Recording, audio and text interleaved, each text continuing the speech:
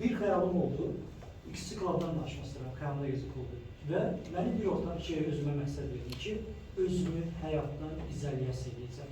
Uzun müddət bəlkə də messengerə cavab vermirəm. Bunu yazanlar mənə bilirlər yəni. Özümü izolasiya edim, bir dərviş misalı yəni. Həmən başqa dərviş var yaşamağa.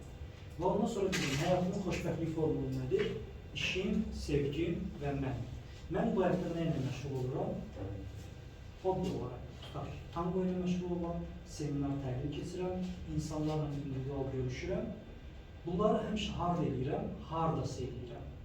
Hardasa da eləməyəcəm. Özümü cəmiyyətin izolasiya edəcəm, bir mağaraya sığınacam və hər bir şeyi onun içində edəcəm. Belə bir şey mümkündürmü? Atıldıq yola, axtardıq, onun içindəsiz. Düşünürsünüz. Seminarda orada keçirəm, təlimdə keçirəm, sizinlə görüşürəm, iş görüşmələri burada olur. Rahat kofemi də burada içirəm, heç bir kofe şopa getməyə ehtiyac yoxdur, burada kofe şopdur. Burada heç bir müğənnini başqa yerdə yer dinləməyə ehtiyac yoxdur. Sevgili müğənnilər burada gəlir, həftə sonu mənim qabağımda oxuyurlar və ən vacibdə tam bunu belə gəlib burada oynayırlar. Heç bir şeyə ehtiyacım yoxdur artıq. Hər bir şeyi öz dünyamda qurmuşuq. Xəyalımda gələcək konsepti altında burada davam edirik. İndi ev məsələsi. Mən Həzzastonovda yaşayıram. Və Həzzastonov necə insanların ortamıdır? Kasıb düşüncəli insanların. Bax, kasıb insanlar demirəm. Kasıb düşüncəli insanların. Sən orada yol gedəndə bütün gözlə, istəsən də istəməsən də necə insanlar takılır? Həyatla mübarizə aparan, sağ çıxmağa çalışan insanlar takılır, düzdürmü? Sən istəsən də istəməsən də o sənin şuur altına yığılır. Bu səni maddi cəhətdən hara aparır? Kasıblığa doğru aparır. Sən istəsən də istəməsən də. Və bilirdim ki, oradan çıxmalıdır. Və çıxmaq. Yenə də həyata növbəti düşüncə tərzi. Nə istəyirəm? Həyatdan növbəti şeyi istəyirəm. Mən Bakının mərkəzində yaşamaq istəyirəm.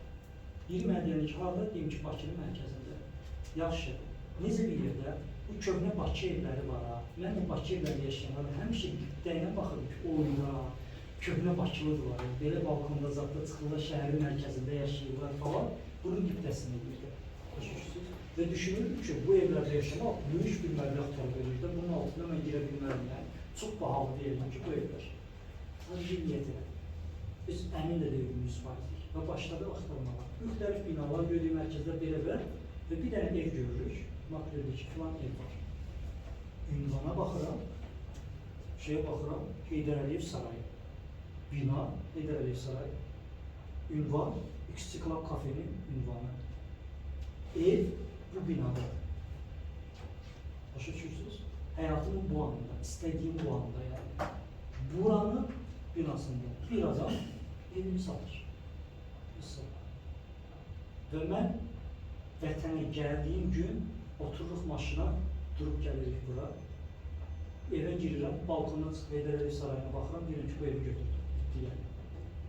Və həyatımda o məni olduğu üçün sevən insanla bu dəqiqə o evi qururuq yəni. Xəyalınızda gəlir, güvənin, axıra kimi də gedin.